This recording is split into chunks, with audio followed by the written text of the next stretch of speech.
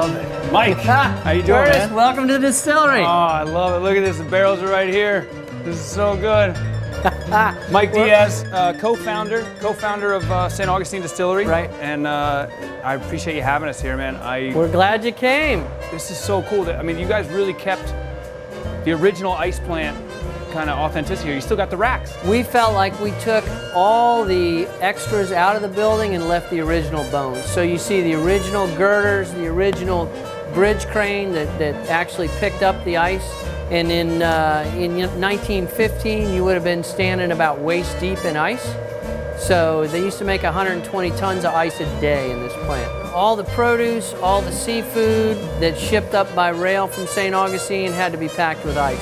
Everybody had an ice box in their home for refrigeration. And so ice was an integral part of the community. And now we're making bourbon. So now we're making bourbon out of here. I love it.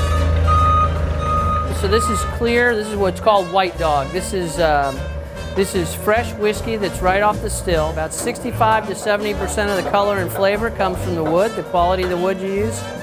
And so bourbon is made in new white oak barrels, so unused white oak barrels. The bourbon that you guys just released earlier this year, the 2-year, is the first bourbon made in Florida. It's the first legally made bourbon in the state of Florida. That's right. Yeah. We started barreling that our first barrel was put up in December of 2013. At that time, it was the first bourbon made in the state of Florida since Prohibition. I think we should taste the bourbon. And since I made a bottle, I'll tell you, this is tough work. This is our production facility. So you see we have an 850-gallon mash tank.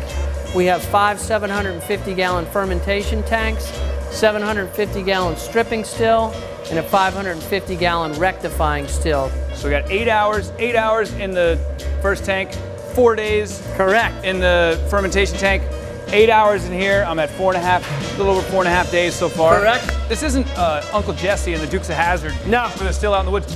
The amount of math and the amount of science going into making this is insane around here. I mean, there's the amount of beakers, there's math, the chemistry amount of sets. science. That's the easy part. Yeah. Now we put it in barrel and we get to wait about 24 to 36 months before it's a drinkable spirit. 2 years? That's torture. This is made, produced, and bottled right here. Right here in St. Augustine out of Florida agriculture. So we're very, very proud. This is as homegrown a product as you can get. I love it. I'm swelling with pride. That's swelling right. with pride. We can do about 120 cases a day, but it is absolutely hand bottled. Okay, I'm getting near the top. What do I do? I just let it, it'll stop itself. It's gonna stop itself? Are you sure? Oh my God.